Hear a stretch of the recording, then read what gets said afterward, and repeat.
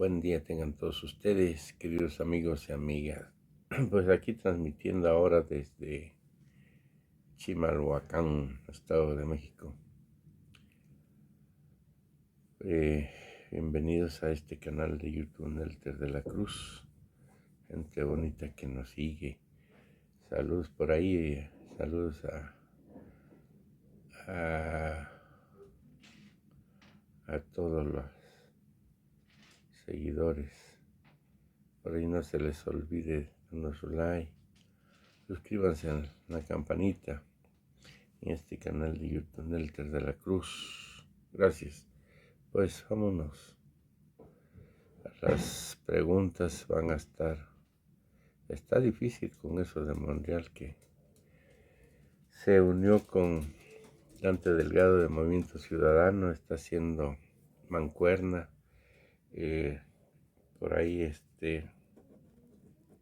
no esperan a que la Fiscalía de Veracruz determine si hay culpabilidad del brazo derecho de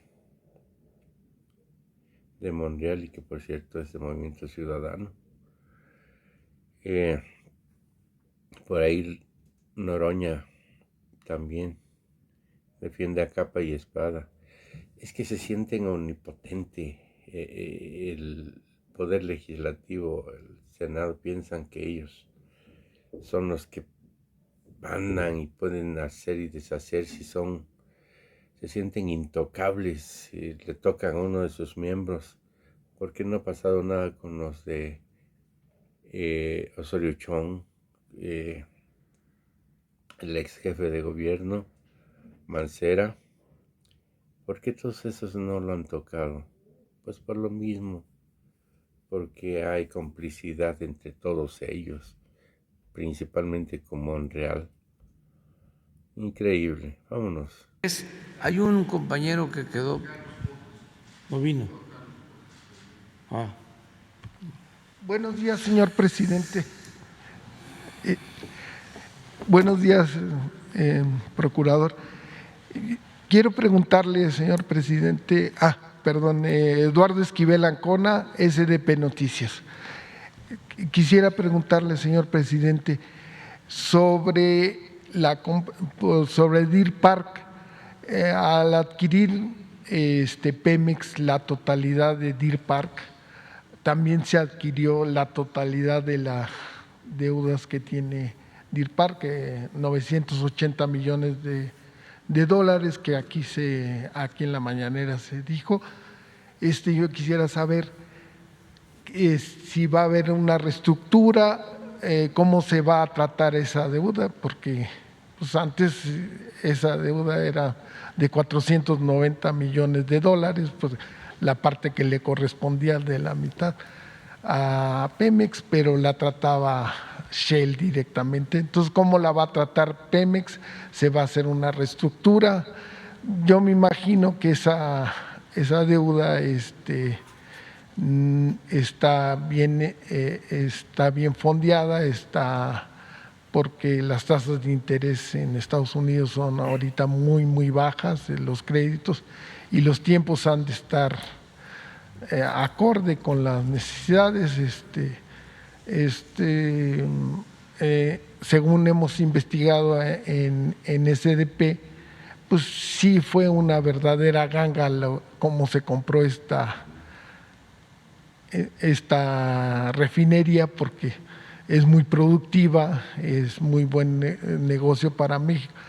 Cuando en 1993, cuando se adquirió la primera parte, se adquirió en 11,000 millones de pesos. Si los hacemos a precios corrientes, ese precio sería 89,000 millones de pesos, lo que costaría actualmente sumándole la inflación. Entonces, sí fue una buena compra, ¿no? Lo que se está haciendo, pero sí me gustaría saber cómo se va a tratar esta deuda y cómo la van a solventar. Pues son 490 millones más que va a tener que pagar Pemex, ¿no? De su parte. Sí, Están las dos opciones, el liquidar la deuda, se tienen los recursos para eso, se hizo una reserva del presupuesto porque hubo un ahorro el año pasado y se apartó dinero para la compra de la refinería y para el inicio de la coquizadora de Tula. Hubo este ahorro y se decidió tener ese dinero disponible. Pero Hacienda va a valorar lo que más conviene, por lo que tú estás señalando, por el precio del dinero, las tasas de interés, si esa deuda se contrajo a intereses bajos y nosotros tenemos que pagar otro tipo de deuda a intereses más altos, pues yo pienso que Hacienda optaría por pagar la deuda en los tiempos que se contrajo, pero todo depende del convenio, de los acuerdos que se tengan. Lo que yo sí puedo decir es que en enero se liquida completamente. Ya en enero se cierra la operación. Sí, deben ustedes saber, todos los mexicanos, de que cuando se hizo la oferta y se llegó al acuerdo, quedaba pendiente el trámite de la autorización de Estados Unidos. Bueno, la historia se remota a meses atrás. Se vino la crisis de la pandemia y empezaron a ofrecer refinerías. Shell ofreció vender algunas refinerías, pero no esta, por lo que tú estás mencionando, Deer Park. Les ofrecimos comprar la parte de México, la parte de Shell, y lo que nos interesaba era esa refinería. Si ellos aceptaban venderla, nosotros la comprábamos. Afortunadamente aceptaron. Nosotros tenemos que agradecer eso a Shell porque ha cumplido con todos los compromisos que se han hecho a lo largo de esta operación y se firmaron los acuerdos de compraventa, se fijó el precio, se aceptó, pero faltaba el permiso.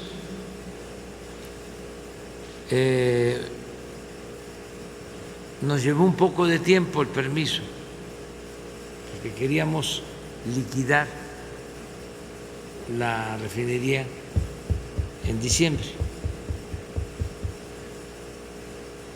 Sin embargo, se pidió una ampliación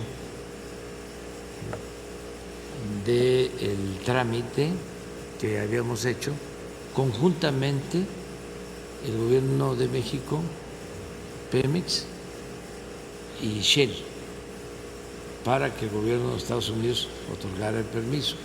Intervienen en ese comité, como lo vimos, el Departamento de Estado, el Departamento del Tesoro, la Secretaría de Energía y hubieron algunas protestas soterradas, no muy claras, para que Estados Unidos no nos otorgara el permiso. Esa es la verdad. Incluso hasta en los últimos días leí que una tintorería presentó una denuncia. Me acordé de aquello de el pastelero de Tacubaya. Invasión de Francia, ¿no? Sí,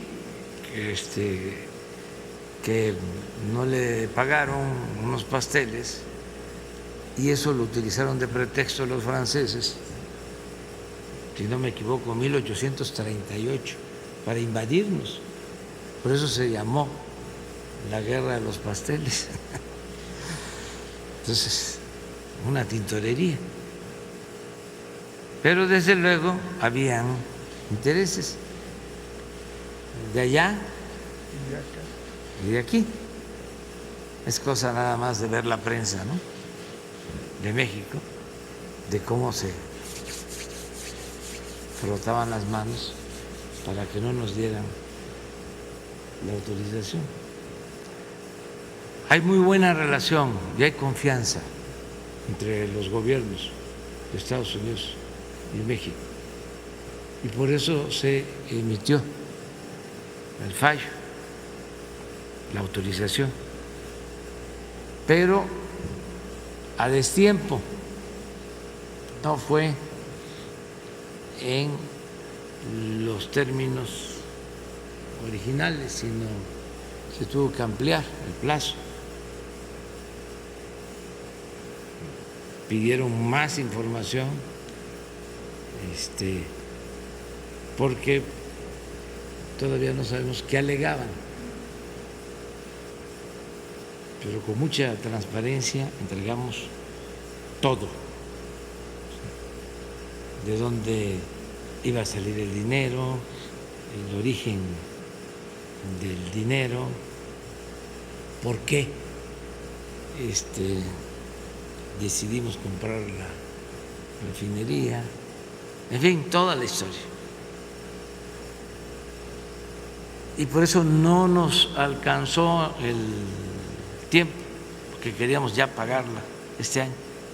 Sin embargo, ya se acordó, como está autorizado, pagarla en enero y tenemos el recurso para hacerlo.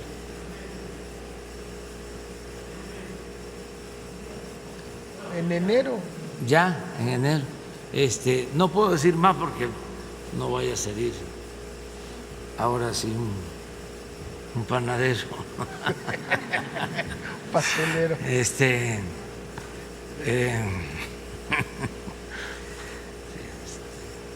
No literalmente, ¿eh? Bueno,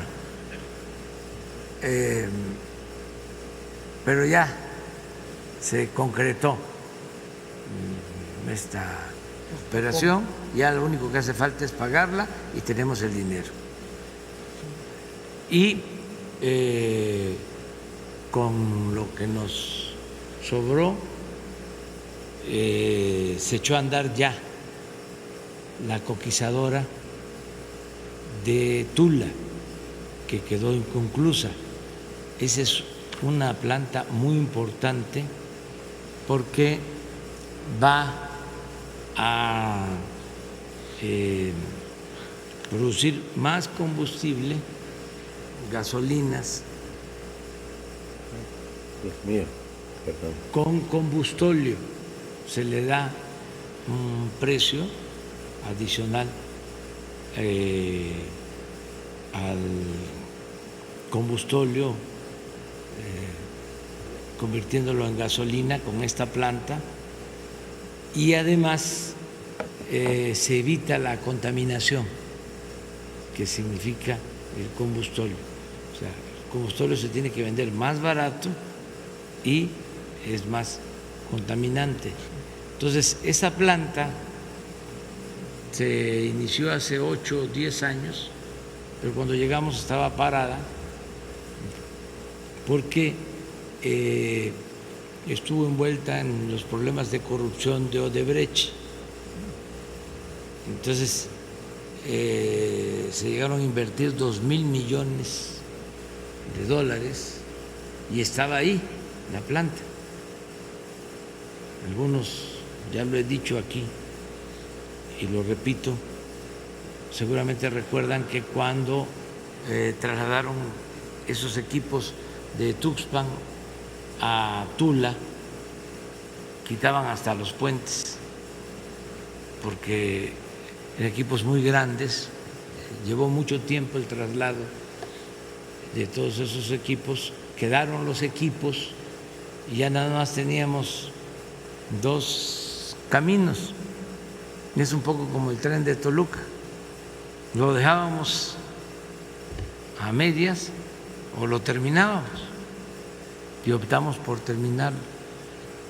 Pero en el caso de la coquizadora de Tula estaba emproblemada porque había deudas y había demandas y nos llevó tiempo resolverlo y ya se reinició la construcción de esa obra que va pues a ayudar mucho, porque no solo es producir más combustibles que necesitamos para dejar de comprar la gasolina en el extranjero, sino que es empleo para Tula, para toda esa región.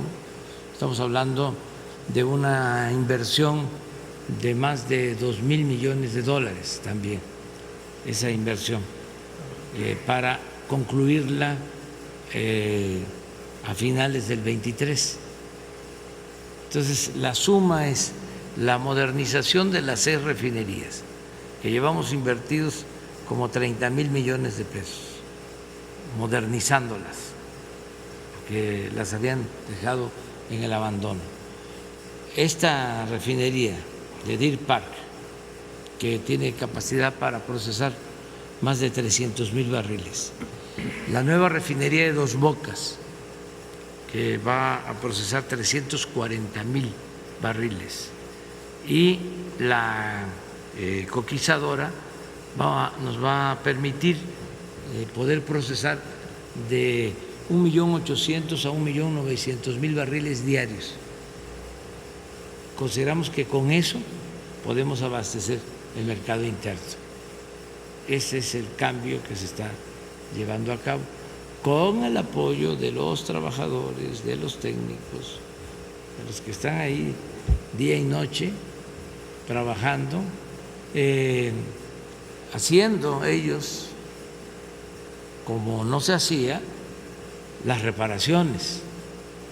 Ya no todo es contrato, se están utilizando todos los talleres que existían en las refinerías y con la especialidad, la creatividad de los obreros petroleros, estamos reparando, rehabilitando todas las refinerías. Mañana precisamente vienen tanto Rocío Nale como Octavio Romero Oropeza a explicar sobre todo el plan de Pemex al pueblo de México, los 10 puntos básicos para la transformación del sector energético. Y Dos Bocas va a procesar petróleo pesado, tipo Maya. Sí, ahí se hace la mezcla. Fue un acierto. Algún día sería bueno ir apuntando todo esto, porque los más jóvenes pues a lo mejor no se acuerdan, pero cuando hablaron de que iban a hacer una refinería nueva pusieron a competir a varios estados para ver en dónde se instalaba la nueva refinería, que si en Michoacán, que si en Guanajuato, que si en Hidalgo, que en Veracruz, en todos lados. Casi estuvieron un año con esa promoción. Ya viene, ya viene, ya viene, ya viene. Y consigan el terreno. Al final decidieron hacerla en Tula. Compraron el terreno, se llevó también otro tiempo. Solo lo bardearon. No sé si completo, pero sí. Yo fui y me consta que estaban haciendo la barda de la refinería. Luego llega el nuevo gobierno, no está completa, ¿verdad? ¿No? Y deciden ya no hacerla, porque al final predominó la creencia, el criterio de que es mejor comprar las gasolinas que producirlas aquí. Y también pues fue una excusa y se canceló, quedó el proyecto y el terreno y todo. Así fue. Cuando a nosotros nos toca decidir sobre en dónde hacer la refinería, tomamos la decisión de hacerla en Dos Bocas. ¿Por qué? Porque ya Dos Bocas era la terminal, ¿sí?, de petróleo más importante del país. A Dos Bocas llegan todos los ductos, tanto de tierra como del mar de Campeche, y ahí se almacena el crudo de todas las especificaciones, el crudo ligero, el crudo pesado, ahí se hacen las mezclas. Entonces yo siempre digo que la política es suerte. Maquiavelo decía que era virtud y fortuna es suerte. Entonces, de suerte, ¿sí?, encontramos ahí un terreno de Pemex que no sabíamos que existía. Cuando empezamos a indagar, se encontró que el terreno era de Pemex. ¿De cuándo hicieron el puerto? Para la exportación del petróleo. Adquirieron una superficie mayor. Fue como cuando descubrimos de que no habían privatizado las líneas férreas del tren del sureste. Imagínense cómo me puse de contento, porque habían entregado todo, pero ni la del Istmo ni la del sureste las habían concesionado, porque siempre digo, y es cierto, de que el sureste no les interesaba ni siquiera para robar. Entonces, entregaron todo, pero eso no, ahí lo dejaron. Y por eso estamos haciendo el Tren Maya. Si no, hubiera sido muy difícil conseguir el derecho de vía. Por eso se hizo la refinería en Dos Bocas.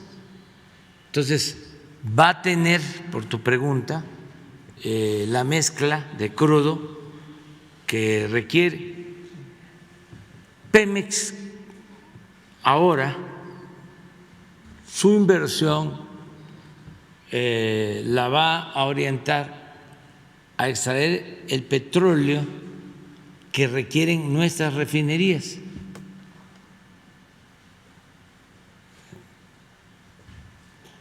Si necesitamos un 70% de petróleo pesado, Maya, Pemex va a orientar su extracción de crudo para sacar ese petróleo y el 30% del petróleo ligero. No es extraer el petróleo solo para vender, sino para lo que necesitan nuestras refinerías. Es un cambio completo en la política petrolera. Afortunadamente tenemos de todos los tipos de petróleo, porque desde el primer año invertimos en exploración y tuvimos también la suerte de encontrar 3 grandes yacimientos con muchísimo petróleo de reserva. Y no en aguas profundas. No en aguas profundas, sino en tierra y en aguas someras. Y tenemos petróleo, podemos consumir petróleo todo este sexenio y vamos a dejar más reservas de las que encontramos cuando llegamos al gobierno. En una segunda pregunta, señor presidente, ¿qué opinión? Ahí está.